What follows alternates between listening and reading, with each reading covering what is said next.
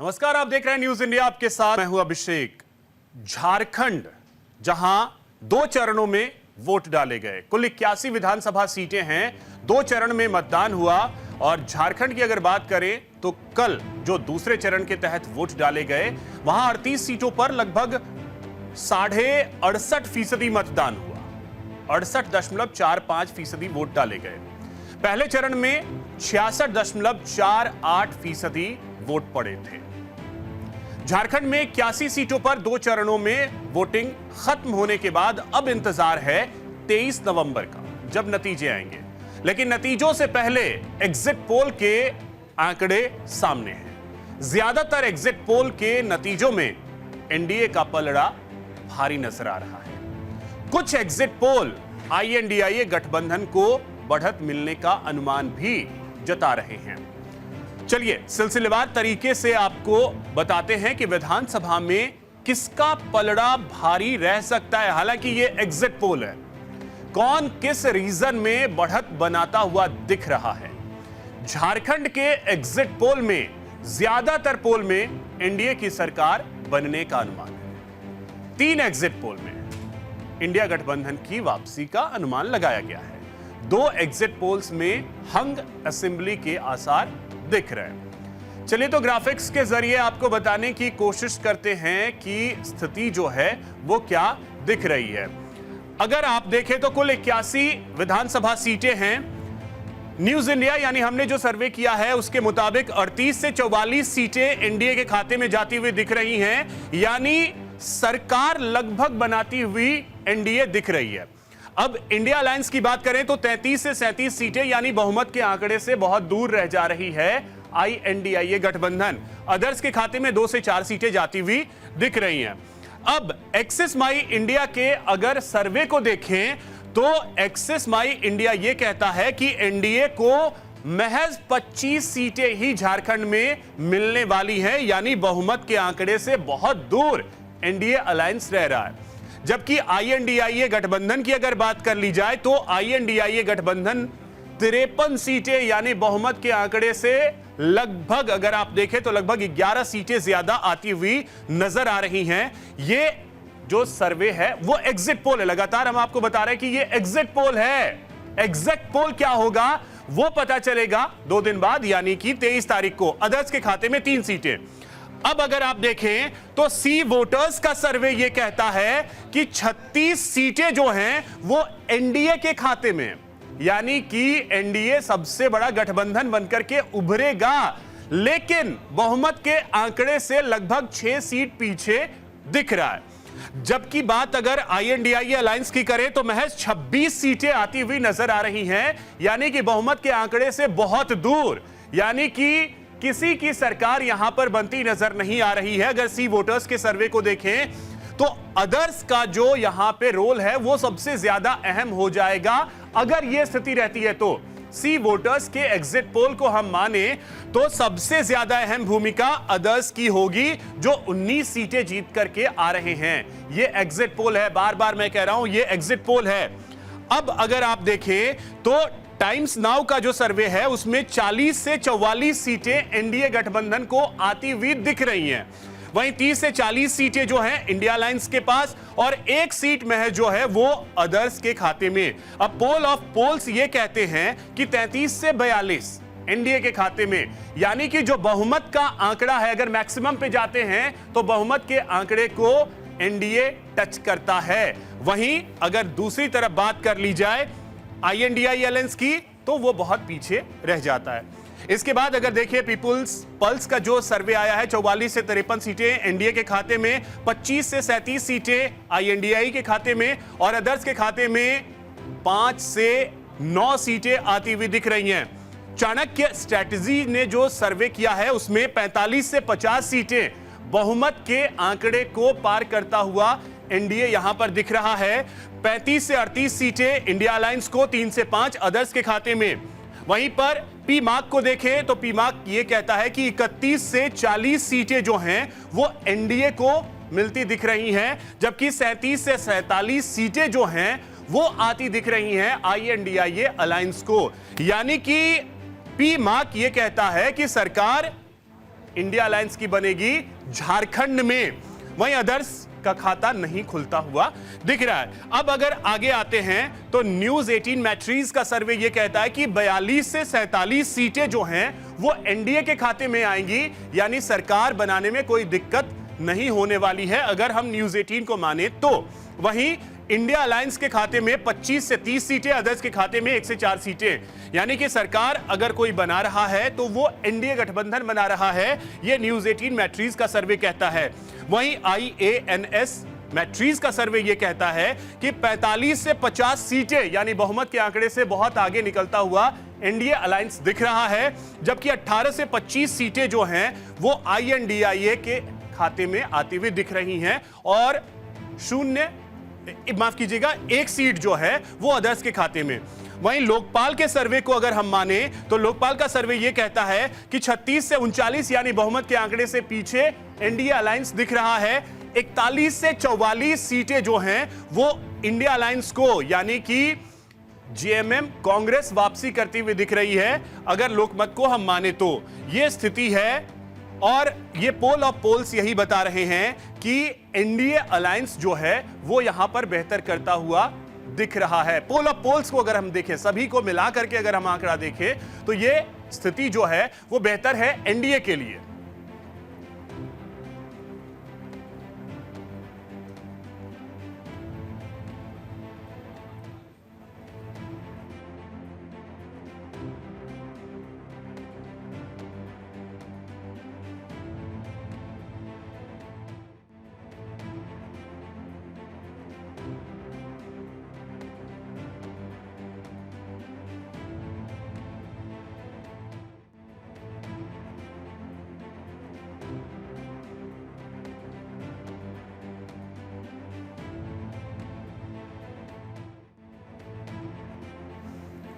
तो देखिए, झारखंड में चुनौतियां काफी ज्यादा हेमंत सोरेन के लिए भी हैं, बीजेपी के लिए भी है, और अगर बात की जाए तो आजसू के लिए भी है, यानी कि ओवरऑल हम स्थिति समझें तो एनडीए और साथ ही साथ एनडीए और INDIA अलायंस दोनों के लिए यहां पर चुनौतियां काफी ज्यादा हैं। सभी की किस्मत जो है वो ईवीएम में कैद है।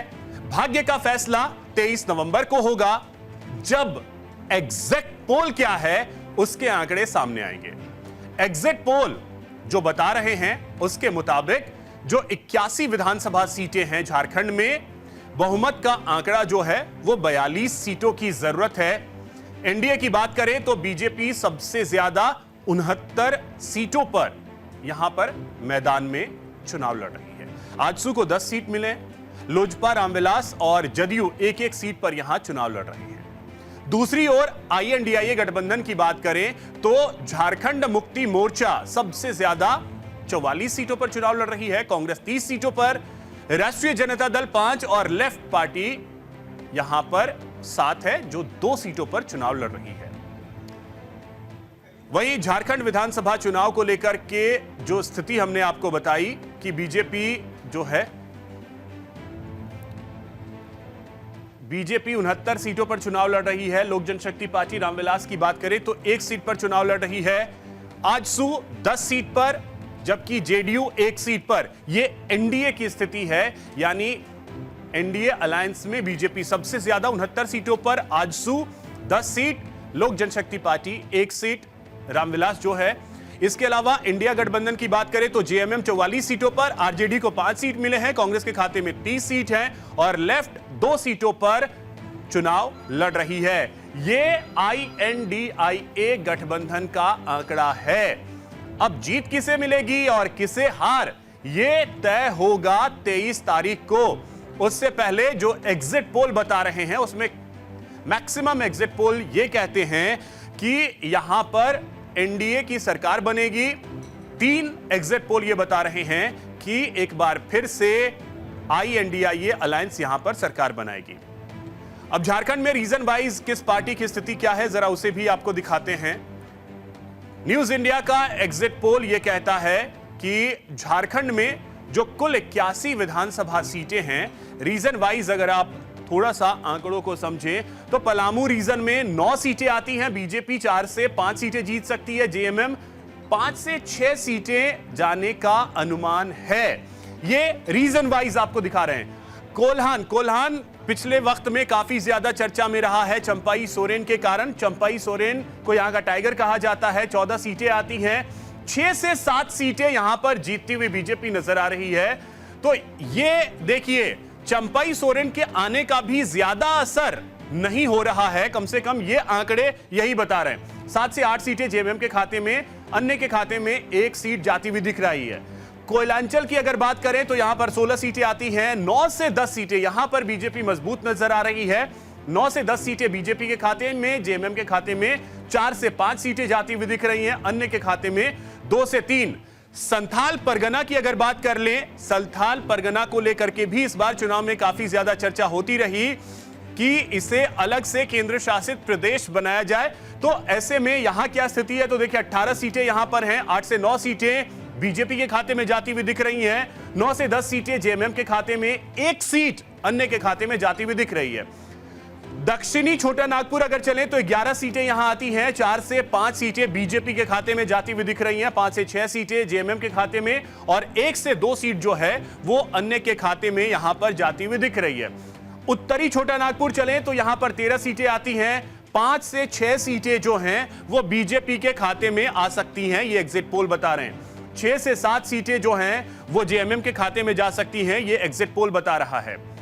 अब देखिए, जो महा एग्जिट पोल है वो यही बता रहा है कि झारखंड में आईएनडीआईए की स्थिति ये है। अगर पार्टी वाइज भी देखें तो जेएमएम के खाते में 23 से 25 सीटें जाती दिख रही हैं, कांग्रेस के खाते में 10 से 12 सीटें, आरजेडी के खाते में 0 से 1 सीट जाती दिख रही है, सीपीआईएमएल के खाते में 0 से 1 सीट जाती दिख रही है। बात एनडीए की करें तो एनडीए में बीजेपी सबसे बड़ी पार्टी बनकर यहां उभरेगी। बीजेपी 37 से 40 सीटें आ सकती हैं, आजसू को 1 से 3 सीट, जेडीयू 1 सीट पर लड़ रही है, हो सकता है ये सीट जीत भी जाए, हार का भी सामना जेडीयू को करना पड़ सकता है। तो ये ओवरऑल आंकड़ा है पार्टी वाइज, जहां सबसे बड़ी पार्टी बनकर बीजेपी सामने आ रही है। जेएमएम दूसरे नंबर पर, कांग्रेस तीसरे नंबर पर, आजसू चौथे नंबर पर आती हुई नजर आ रही है। ये झारखंड की स्थिति है, जहां पर एग्जिट पोल ये कहता है कि सरकार एनडीए की बन रही है। ये आंकड़े हैं। पोल को लेकर बीजेपी सरकार बनाने को लेकर आश्वस्त भी अब बीजेपी दिख रही है। बीजेपी के नेता सरकार बनाने का दावा भी कर रहे हैं। शिवराज सिंह चौहान केंद्रीय मंत्री हैं, वो दावा कर रहे हैं। बाबूलाल मरांडी बीजेपी के दिग्गज नेता झारखंड के, वो भी यही दावा कर रहे हैं। हम तो खुद सबसे बड़े सर्वेयर हैं, इसलिए कि एग्जिट पोल वाले तो सैंपल सर्वे करते हैं। हम तो 3 महीने से लगातार जनता के बीच घूम रहे थे, लोगों की आंखों में प्रेम देखा है भारतीय जनता पार्टी के लिए, प्रेम देखा हमारे प्रधानमंत्री नरेंद्र मोदी जी के लिए, विश्वास बीजेपी में। और इस सरकार ने तबाह कर दिया झारखंड को, क्योंकि यहाँ गवर्नेंस नाम की कोई चीज नहीं थी। आकंठ भ्रष्टाचार में डूबा हुआ प्रशासन, बिना लिए दिए कोई काम नहीं होता, ध्वस्त कानून और व्यवस्था की स्थिति, बढ़ती हुई घुसपैठ। जनता परिवर्तन चाहती है। देखिए, पिछले 5 वर्षों तक जो हेमंत सोरेन ने झारखंड को जो लूटा है, ऊपर से लेकर के नीचे तक जो करप्शन है, जिससे आम लोग परेशान थे, कानून व्यवस्था बिगड़ गई, डेवलपमेंट का काम नहीं हो रहा है, बांग्लादेशी रोहिंग्या मुसलमान घुसपैठ कर रहे हैं, उनको यहाँ नागरिक बना रहे हैं, उनका राशन कार्ड बना रहे हैं, उनके नाम से जमीन जायदाद कर रहे हैं, तो लोगों को गुस्सा है। तो देखिए, झारखंड का एग्जिट पोल हमने आपको बताया कि वहां क्या स्थिति बन रही है। अब वोट प्रतिशत को भी जरा सा समझने की कोशिश करते हैं कि झारखंड में किस पार्टी को, किस गठबंधन को कितने प्रतिशत वोट मिल रहे हैं। जरा ग्राफिक्स के जरिए वो भी हम आपको दिखाएं। तो देखिए, एनडीए की अगर बात करें तो एनडीए को लगभग 37% वोट मिलने का अनुमान है। बीजेपी 31%, आजसू को 4%, जेडीयू को 1%, एलजेपी रामविलास को 1%, और दूसरी तरफ आईएनडीआईए अलायंस की बात करें तो 45% वोट यहां पर मिलने का अनुमान है। जेएमएम को 28%, कांग्रेस को 13%, आरजेडी को 3%, और CPI-ML को 1%। ये देखिए वोट प्रतिशत जो है वो मिलने का अनुमान एक तरीके से जताया जा रहा है कि ये वोट प्रतिशत हो सकता है जो मिल जाए इस बार के चुनाव में जो वोटिंग हुई है।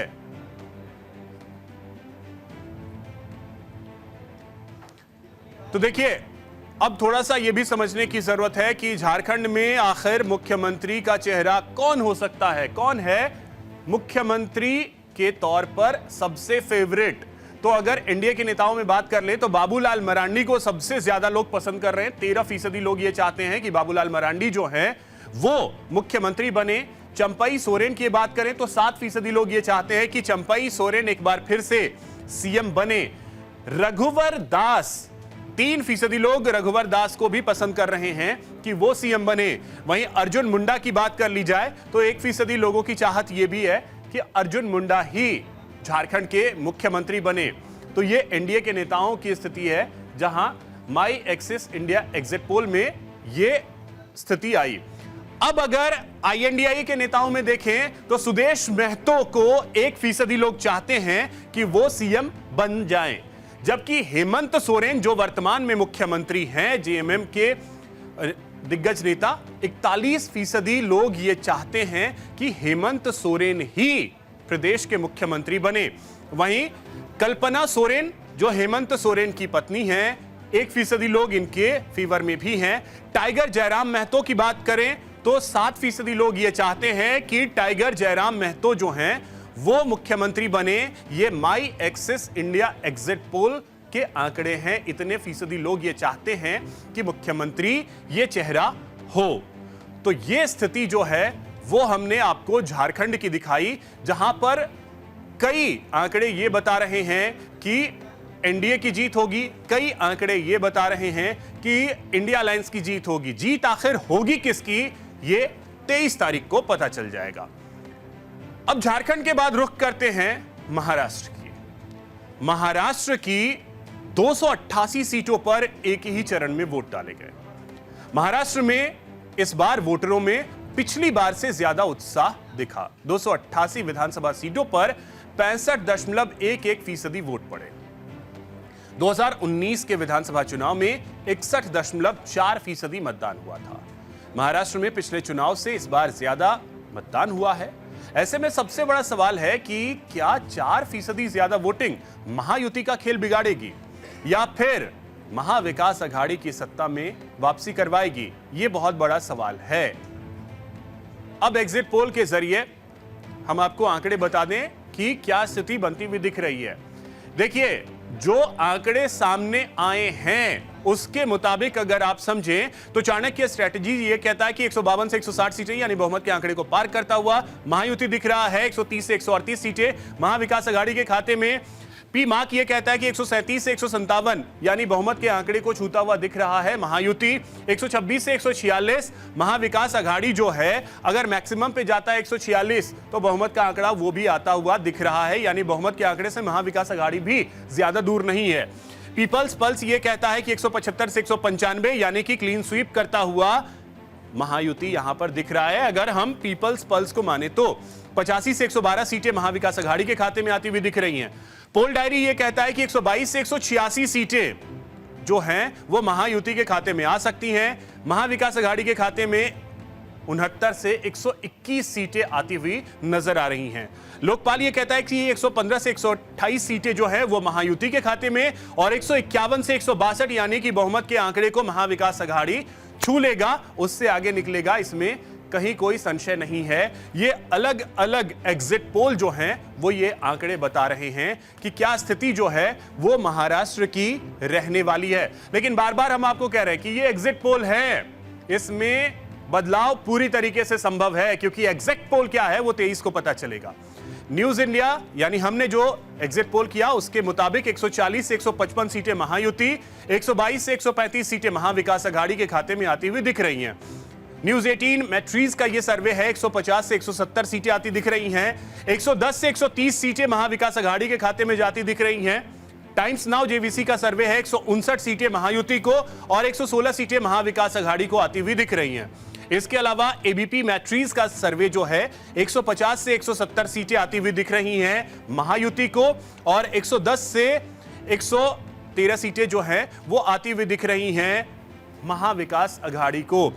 अब रिपब्लिक की बात कर ले तो रिपब्लिक ये कहता है कि 135 से 157 सीटें महायुति को आ सकती हैं, 126 से 146 सीटें महाविकास अघाड़ी के खाते में आ सकती हैं, यानी कि बहुमत के आंकड़े से ज्यादा दूर महाविकास अघाड़ी भी नहीं है, लेकिन महायुति को यहां पर बहुमत आता हुआ दिख रहा है।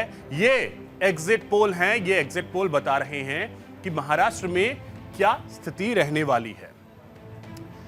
अब महाराष्ट्र में कुल 6 रीजन आते हैं। रीजन वाइज भी थोड़ा सा समझने की कोशिश करते हैं कि रीजन वाइज कौन किस पर कितना भारी पड़ता हुआ यहां दिख रहा है। न्यूज इंडिया ने जो सर्वे किया है, यानी हमने जो सर्वे किया, उसके आंकड़े क्या हैं रीजन वाइज, आपको एक बार वो आंकड़े भी चलिए जल्दी से हम आपको दिखा देते हैं। देखिए, मुंबई रीजन की बात करें 36 सीटें हैं बीजेपी के खाते में, 8 से 9, शिवसेना 10 से 11, एनसीपी का खाता नहीं खुलेगा, शिवसेना उद्धव गुट 11 से 12, कांग्रेस 1 से 2 सीटें यहां पर जीत सकती है, एनसीपी शरद गुट 1 से 2 सीटें यहां पर मुंबई रीजन में आ सकती है। कोंकण की बात करें तो 39 सीटें हैं, 10 से 11 सीटें बीजेपी, 15 से 16 सीटें शिवसेना के खाते में आ सकती हैं, एकनाथ शिंदे का गुट, 2 से 3 सीटें एनसीपी के खाते में, 11 से 12 सीटें शिवसेना उद्धव गुट के खाते में भी जा सकती हैं। कांग्रेस का खाता नहीं खुलेगा, 0 से 1 सीटें शरद पवार की पार्टी को मिल सकती हैं। मराठवाड़ा में चले जाए 46 सीटें आती हैं, 1 सीट यहां पर बीजेपी जीत सकती है, 0 से 1 सीट, बेहतर प्रदर्शन यहां नहीं है। इसके अलावा अगर शिवसेना की बात करें तो 1 से 2 सीटें, एनसीपी 4 से 5 सीटें, उद्धव गुट को 7 से 8 सीटें, 9 से 10 सीटें कांग्रेस के खाते में और 10 से 11 सीटें शरद पवार की पार्टी यहां पर ला सकती है। विदर्भ बेहद खास इलाका, किसानों का यहां पर प्रभुत्व है, 62 सीटें आती हैं, 24 से 25 सीटें बीजेपी जीत सकती है, 3 से 4 सीटें शिवसेना, 4 से 5 सीटें एनसीपी, 4 से 5 सीटें शिवसेना उद्धव गुट भी यहां पर जीत सकती हैं, 15 से 16 सीटें कांग्रेस के खाते में विदर्भ में आ सकती हैं और 9 से 10 सीटें शरद पवार की पार्टी यहां ला सकती है। अब उत्तरी महाराष्ट्र की बात करें, 47 सीटें आती हैं, 32 से 33 सीटें यहां पर बीजेपी जीत सकती है, 5 से 6 सीटें शिवसेना के खाते में, 4 से 5 सीटें एनसीपी, 3 से 4 सीटें शिवसेना उद्धव गुट के खाते में। इसके बाद कांग्रेस का खाता यहां नहीं खुलेगा, 1 से 2 सीटें एनसीपी शरद गुट में जा सकती हैं। आखिरी जो जोन है पश्चिमी महाराष्ट्र का, 58 सीटें यहां पर आती हैं, 58 में 5 से 6 सीटें बीजेपी के खाते में, 2 से 3 शिवसेना के खाते में, 6 से 7 एनसीपी अजित के गुट में और 3 से 4 सीटें शिवसेना उद्धव ठाकरे के गुट में जा सकती हैं, 1 से 2 सीटें कांग्रेस के खाते में और 37 से 38 सीटें एनसीपी शरद गुट में यहां पर जा सकती हैं। यह स्थिति है महाराष्ट्र की। अब देखिए, जो एग्जिट पोल आए हैं उसके बाद सभी पार्टियां अपनी अपनी जीत का दावा कर रही हैं। एक और महाविकास अघाड़ी के नेता महाराष्ट्र में महाविकास अघाड़ी की सरकार बनाने का दावा कर रहे हैं, तो दूसरी ओर बीजेपी कह रही है कि मतदान का प्रतिशत बढ़ने से सीधे तौर पर महायुति को फायदा हुआ है। प्रतिक्रियाएं संजय राउत की हैं, देवेंद्र फडणवीस की हैं, सुनवाते हैं। अपक्ष हमारा नंबर कम नहीं हो जाएगा। आप जो बात कर रहे हैं कि अपक्ष या छोटे दल, हम और हमारे सभी साथी छोटे छोटे दल जो है, शेका पार्टी है, समाजवादी पार्टी है, लेफ्ट के लोग हैं, हम सब मिलकर हमारे पास सरकार बनाने के लिए बहुमत का आंकड़ा हम पार कर रहे हैं। हम 160 या 165 तक सीटें जीत रहे हैं। मैं आपको दावे के साथ कहूंगा कि जब जब वोटिंग परसेंटेज बढ़ता है तो बीजेपी को ही उसका फायदा होता है। तो मैं ऐसा मानता हूं कि निश्चित रूप से ये जो बढ़ा हुआ वोटिंग परसेंटेज है, ये बीजेपी और हमारे अलायंस के लिए, महायुति के लिए ये फायदा हमको देगा और इसका फायदा हमको होगा। तो ये आंकड़े एग्जिट पोल के हैं। एग्जिट पोल क्या होगा वो पता चलेगा 23 नवंबर को। न्यूज इंडिया आपको सबसे तेज और सटीक नतीजे सबसे पहले बताएगा। फिलहाल इतना ही, नमस्कार।